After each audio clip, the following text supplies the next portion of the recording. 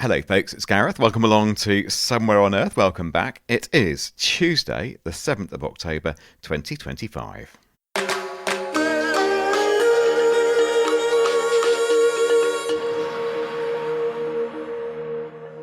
So, it's me, it's Anya. Hello Anya. Hello, Gareth. How are you? Not bad at all. How are you? You've got a bit of a cold. I'm all right. I'm just going to tell everyone straight away, there are no internet shutdown stories this week. Instead, it's AI mainly. Okay. And a bit of green crime. Indeed, lots of AI and some green crime. Yes, but we like to start with a little bit of content. So don't skip this. I have something to say. You may find it interesting. You may disagree. Please let us know. But I've decided to take my mobile banking app off my phone, and also the mobile payments, you know, where you do the old contactless thing. You've got a few cards stored on your phone, taken those off as well. And it's largely because I've been hearing and reading about the proliferation of mobile phone theft here in London, in the city of London. And it's with great regret really that I've just decided that it's just too much of a risk having that phone in your pocket. And there have been cases where people have their phones stolen, and then the criminals, who are incredibly good at getting into your handset, however much security you put onto it with your two-factor and your facial recognition and so on, they can go in, they can change those settings, they can get some dodgy software off the dark web and still get access to a load of stuff that you'd rather they didn't. And people are having thousands of pounds drained from bank accounts and shoved onto their credit cards. And I've decided that ain't going to be me. So, Anya, I've just traded a little bit of convenience for some security. And I'm treating my mobile phone now that if it gets stolen, I'm just assuming whatever I have on it, I'm just assuming the criminals will be able to get access to it. And I think with that mindset, I'm thinking, well, in that case, I'm not having my bank account sitting there. Just my choice entirely. Listeners may disagree. Maybe they have better security, or hopefully they live in places where there's less mobile phone theft. But that's my decision, and that's what I have to say. I thank you. Well, wouldn't life be a lot simpler, Gareth, if we did what Brazil is doing and using Quintess's mobile phone theft app, which means that you can block, your primary apps like your banking, for instance, your private stuff like your email, if your phone does go missing, and then the person who's stolen it or has bought it from someone will get a WhatsApp saying that unless you return this phone to the police, it's going to be completely shut down.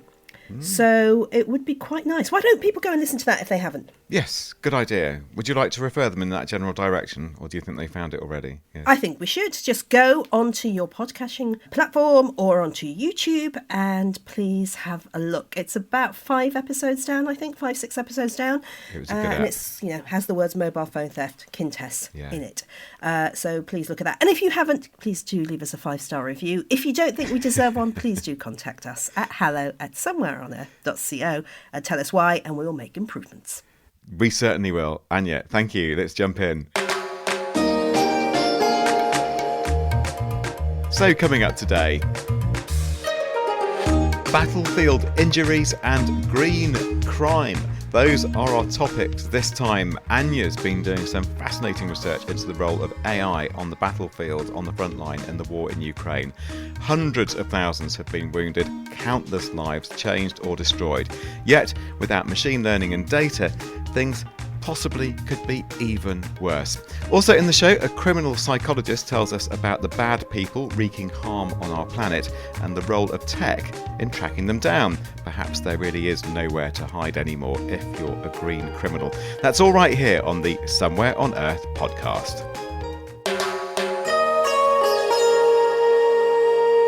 Right, so we're starting in Ukraine, where AI is playing a really big part in treating wounded soldiers on the front line.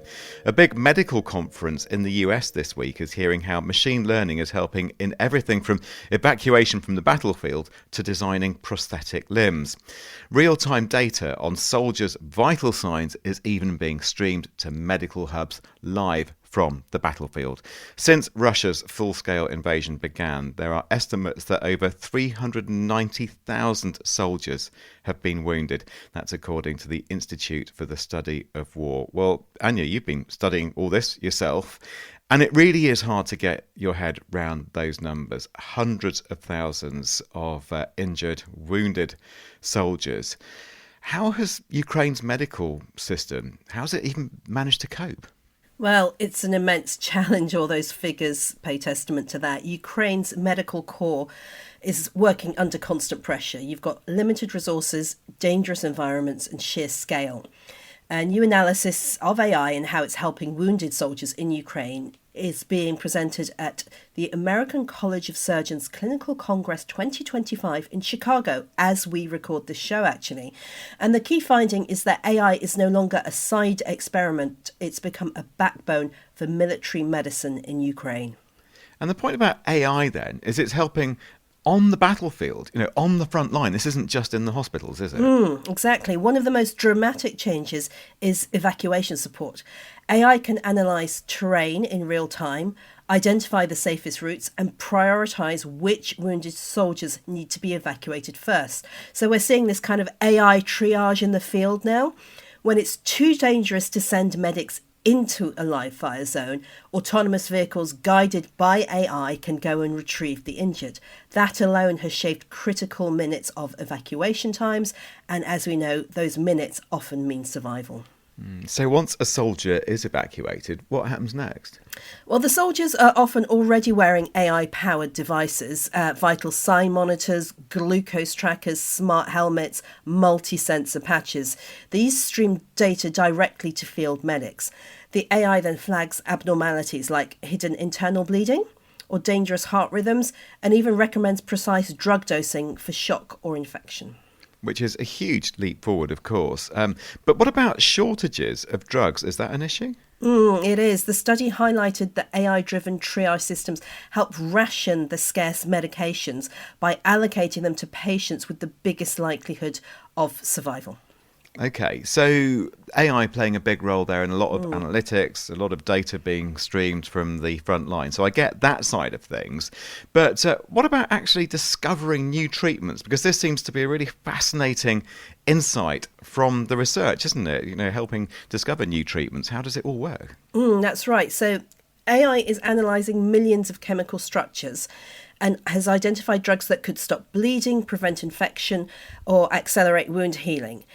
These drugs are already in use, but for other treatments. So it's not necessarily something that you would automatically think of as a human doctor to say, let's give this person X medication. They'll say, well, actually, we haven't got X medication. Let's try this. This is what the AI is suggesting.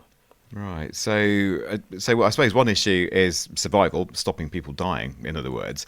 What about rehabilitation? So for soldiers who've lost limbs, for instance, AI assists in prosthetic design, and it customized fits down to the millimetre, so that reduces pain and again speeds up recovery. All right. So just summing things up, there's a lot to take in there. So we're seeing AI, really, it's embedded across the whole spectrum from battlefield to recovery, isn't it? It is, and the lead author of the study, Dr. Evgeni Kolesnikov, explained, AI doesn't replace doctors or surgeons, but expands their capabilities. It reduces evacuation times, sharpens diagnosis, and ultimately helps save more lives when resources are stretched thin. So this story from Ukraine reminds us that even in the harshest conditions, technology is not just about speed or efficiency, it's about survival, dignity, and the hope of healing.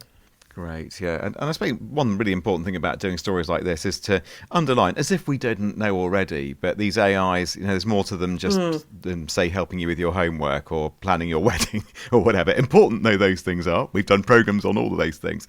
But, we're talking here about war. 390,000 soldiers already wounded. So this isn't just theoretical. We're really talking about life or death here. So, Gareth, just one thing here is this really reminds me of my history GCSE, and those of you who aren't in the UK, it's a qualification you receive, General Certificate of Secondary Education, age 16 here.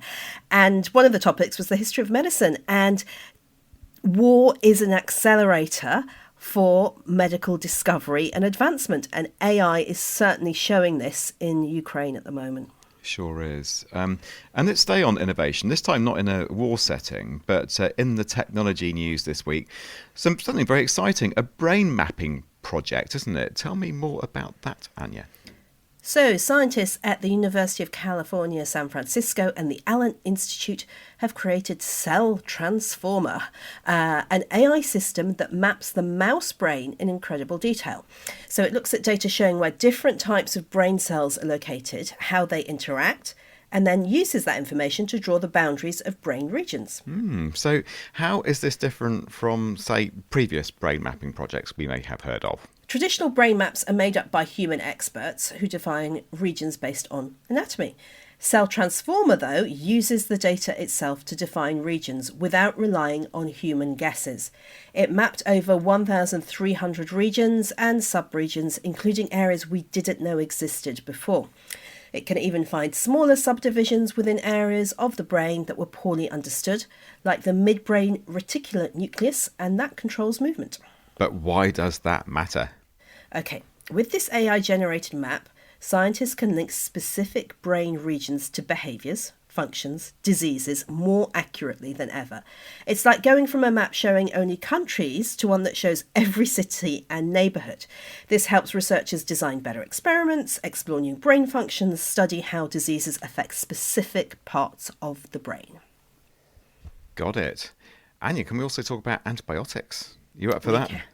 Here we go. Right, we can, and I like the way you avoided the name of the antibiotic because I'm not quite sure. I was about to give a little run up to it actually. So, do Go you on, dare then. me? So, because it's another subject change here, but I really want to talk about this. It's because it was such an important issue, as I know we'll hear, antibiotic resistance. So here we go. Tell me if I get this right. This is an antibiotic called enterolilin. Marks out of 10 for that. I think that's all right. Enterolonin, I think it depends where you put the emphasis all right. on it. But this is a new narrow-spectrum antibiotic developed by researchers at McMaster University with MIT. It targets specific groups of disease-causing bacteria, including certain E. coli strains that are linked to Crohn's disease. But it spares beneficial bacteria in the gut. This is important because most antibiotics today are what we call broad spectrum. So they go out and they kill both harmful and helpful bacteria. That can disrupt the microbiome and allow drug-resistant bacteria to take over. This new drug just goes after the baddies. All right. So give us the antibiotic resistance angle, because that keeps me up at night. You know, it's a huge worry, isn't it? It is. So antibiotics resistance is increasing worldwide. We know that. Makes many existing drugs less effective or completely ineffective. There have been cases of that as well. Pharmaceutical companies have largely abandoned antibiotic development because it is expensive and much less profitable than other drugs. So traditional drug development can take 10 to 15 years, cost over $1 billion US. Antibiotics are usually taken for short periods rather than chronically, so the financial incentive is low. Right, so here we go again. Enterololin, is it? It's the name of this antibiotic. This particular antibiotic, he said generically and safely. It's significant though, isn't it? Because on the serious side, it tackles both resistance and gets around these development challenges, doesn't it? It does, and AI played a central role in all of this. So they use a system designed by MIT, DiffDoc model it's called. And researchers predicted how enterololin works, its mechanism of action within minutes. The AI predicted it attacks a certain protein complex which is essential for bacteria to survive. This allowed scientists then to go back to the lab, work very efficiently, confirm that this was actually the way the drug worked within 6 months at a fraction of the normal cost. Now, without AI, this process could have taken years and millions of dollars. Happy days. So how does enterololin help to address antibiotic resistance? So by targeting only the harmful bacteria, leaving the good ones behind, it reduces the chances for resistant strains to take hold. Narrow spectrum antibiotics like this can help slow the spread of resistance because they don't wipe out the entire microbiome and create ecological niches for resistant bacteria to thrive. Excellent. So what is next for this drug? Well, hopefully it's going to move to human trials soon. If successful, it could offer much needed new treatment options for millions of people with inflammatory bowel disease, while demonstrating the power of AI-assisted drug discovery in tackling one of the world's biggest medical challenges. Sure thing. Finally, then, AI, or for this section anyway, AI in corporate writing. So let's move across from science and talk about those dreaded corporate press releases. But there's a bit of good news there as well, isn't there? Well, a study in the journal Cell Press Patterns found that in 2024, nearly 25% of US corporate press releases were AI generated, with science and tech companies leading that adoption. AI is also in use in UN press releases, and job postings are also growing rapidly using this method. So, UN press releases written in English, there was a significant increase in AI assisted writing from 3% in early 2023 to more than 13% by late 2024. But these, corporate press releases, they are important documents, especially if they're reporting, for instance, on, say, we've just been hearing about antibiotic resistance. Have a corporate press release about some new, very important antibiotic, or maybe another press release about summing up a clinical trial around some anti-cancer medication. All I'm saying is that accuracy really matters. So are there worries if we're thinking about this reliance on AI? I think it's important to see which AI is being used. If people are putting it into ChatGPT or DeepSeek, where there are lots of sources of information, that could be a worry because that could breed misinformation. If a press team is using a closed system that's designed only for their company and only uses their resources as the sources, then it's probably going to be much more accurate. But, we've just got to remember it's a very powerful assistant AI, but human oversight is essential, to ensure credibility and avoid mistakes. Absolutely. Anya, thank you.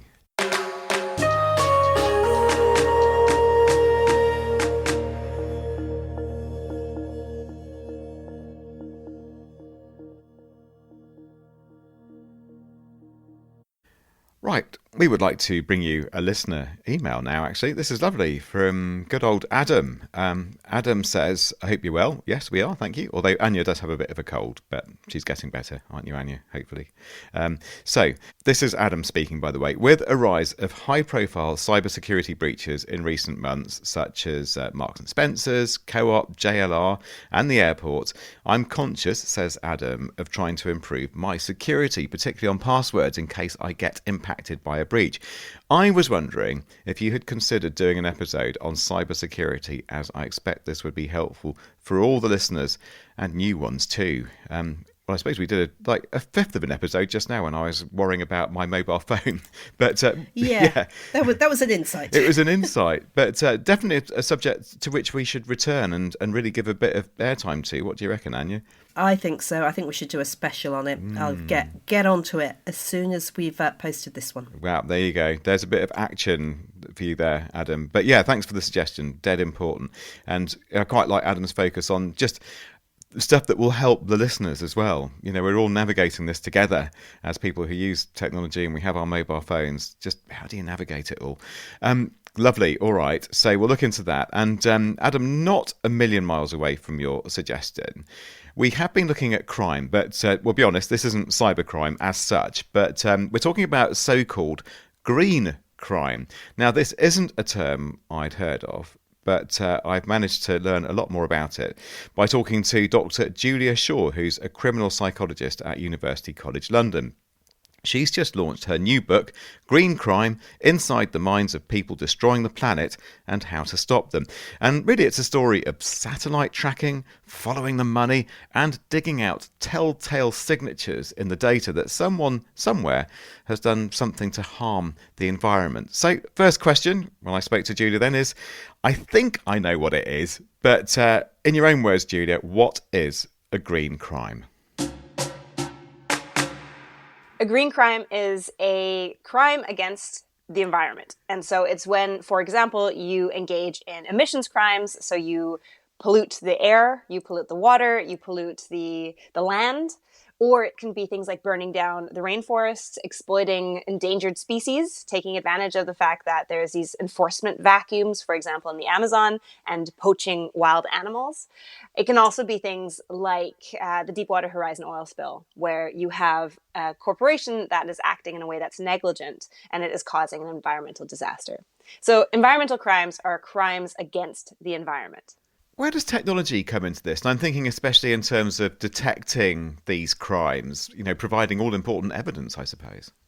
Technology is woven into the fight against environmental criminals all the way through, because I think there's a misconception for the few times people are thinking about environmental crimes at all.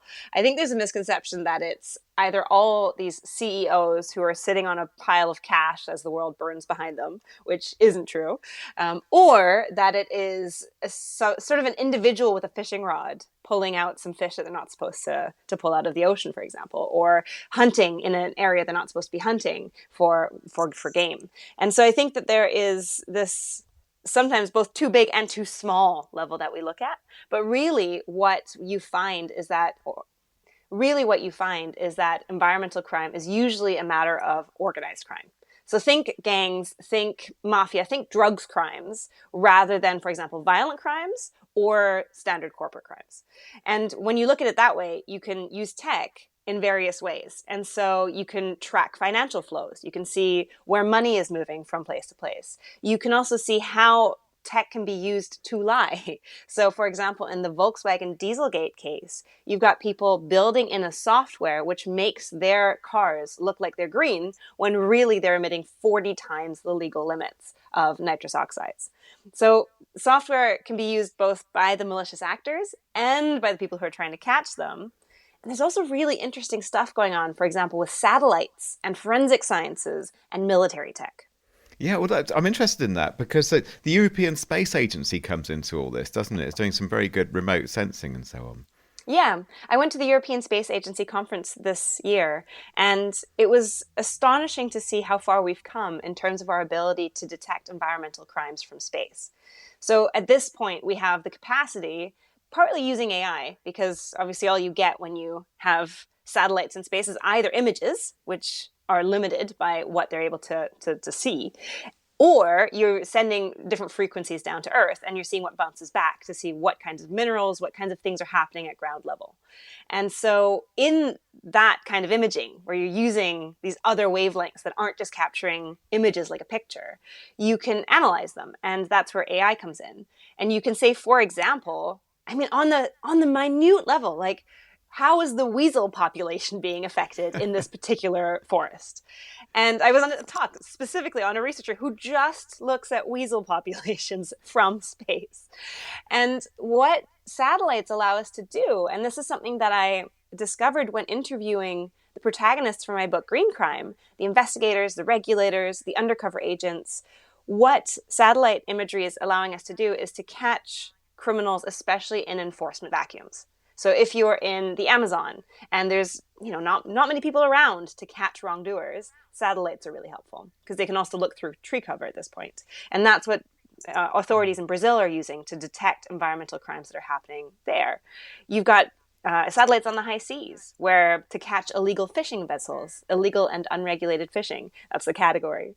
You can see from space where they are. And you can use, for example, organizations or Interpol. You can connect with Interpol and they can send police out to go and arrest those people. So there is that real integration of satellite imagery into certainly some parts of catching environmental criminals. And I get a real impression from what you're saying that green criminals, if we can call them that, they have nowhere to hide in a way, and you have such high resolution satellite data.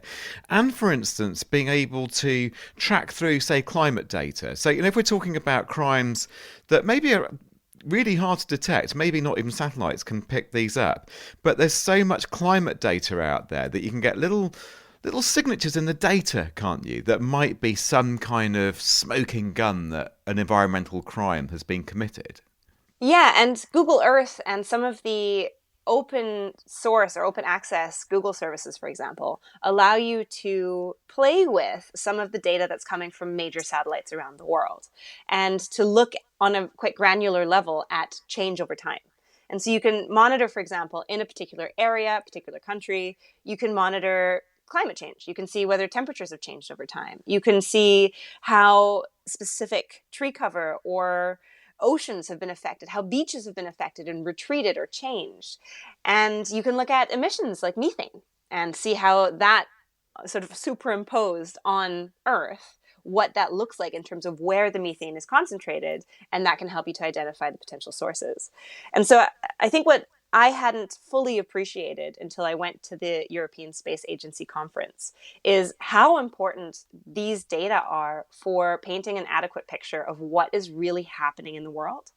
And one of the scientists I spoke to who broke and was responsible for holding accountable BP during the Deepwater Horizon oil spill, which was this catastrophic explosion of the Deepwater Horizon oil rig, which resulted in oil gushing into the Gulf of Mexico for months. And the scientist said that one of the things that's really important to understand crime as well is to understand what you've lost, what's been destroyed. And the only way you can understand that is if you have a baseline. And baselines are data. And so you need to have measured that nature, that Gulf of Mexico, which is what he was doing, which is what Ian McDonald was doing. And you need to have measured that before the incident so that you can track what's actually changed and also then have adequate penalties for the criminals. Because you can say, look, you've destroyed this in this way and you need to make it better. You need to repair it either through money or effort. So that to me was a real insight into how important these data are. And one of the big worries that was voiced throughout this conference is that it's really important to have your own satellites. Because if you have countries that are maybe backsliding in terms of their regard for environmental data, for example, in the US at the moment, you can see funding being stripped away, you can see scientists being let go, you can see the Environmental Protection Agency being stripped back, the Environmental Agency being stripped back. And in that circumstance, there's a question of like what happens if the data gets lost, if it gets corrupted, or if it gets hacked. And so you need to have your own source and your own satellites. So independent tech, I guess, is one of the calls that lots of people in this area are calling for. There you go. That's Julia Shaw talking to us about green crime and her new book. Check it out, Green Crime, Inside the Minds of People Destroying the Planet and How to Stop Them. So what did you think, Anya, as you listened to this and probably got as outraged as I did by some of these horrible green crimes? Yeah, indeed. I think I'm going to go and get the book. That's for sure. I think it also reminded me of a few other stories we've done already here on Somewhere on Earth, especially the story that we found in Brazil. Internet of Things, Greenbug was the company who using AI to analyse everything from the sound of speedboats that could be stealing from farms and plantations to visual data coming in from people trespassing, monitoring fires, that kind of thing. So again, AI is beginning to play an increasingly significant role in green crime detection. Sure is. Yeah. Anya, thank you. And one thing that struck me as I was talking there to Julia is, of course, as mentioned in the introduction, she's a criminal psychologist. And so a lot of the book is, not surprisingly, about the psychology of these people. What kinds of people would commit these crimes? And are they different or the same or have things in common with other criminals? And one thing I wondered, just wearing my complete amateur pop psychology hat, is maybe the difference between committing a green crime and, for instance, attacking somebody or murdering them is, when you attack or murder somebody, you see them and you're very aware of what you've done to that person. Perhaps those who commit green crimes have a slightly different psychology because they might think that they can't see their victims. Maybe they don't even think there are any victims. So that's my pop psychology, just layperson's very much amateur take on things. Am I talking nonsense, or is there something going on around the psychology of the green criminal's mind? So don't listen to me. Listen to a bit more of Julia, which brings us to the subscription version of this podcast, because indeed, for our pod extra in this edition, we get Julia to tell us a little bit more about, just what makes these people tick and what makes them dump chemicals in rivers. So if you want to subscribe, A, we'd really appreciate it. B, it helps to keep the lights on. C, it costs merely $10 a month to subscribe. And if you want to do that, what's the best way? And you go to pod.fan, isn't it? And you just search for Somewhere on Earth. Yeah, so just Google Somewhere on Earth pod.fan. At least when I do that, in other search engines too, it takes me to pod.fan, which is where our subscription programs are all held and can be unlocked with signing up and paying that subscription. We really do greatly appreciate it. And, there's a whole chunk there. I mean, it's about 11, 12 minutes with Julia, It's a lot of I think, value. coming up. So, God, you can get that imagine every week. And Julia's really good as well. She gives good interview. So, yeah. She's amazing. Got a very nice Very good outro interview. from her. So that's enough plugs and so on. Unless you want me to do the email address, go on then. hello@somewhereonearth.co. And, what do you reckon, Anya? We'll wrap it up for this edition? I think so. They've had enough. We've done enough damage already. But no, seriously, we hope you've enjoyed it, and we want you to come back, and we'd love you to subscribe. A huge thanks, by the way, to Roost, and very soon Sazagants for their sponsorship of this podcast. We are proud partners of the Evergreen Podcast Network. So let's finish with the credits then. So our production manager is Liz Tui. She is also the producer of this episode. Anya is our editor, and I'm Gareth. See you next time. Lots of love. Bye-bye. See you.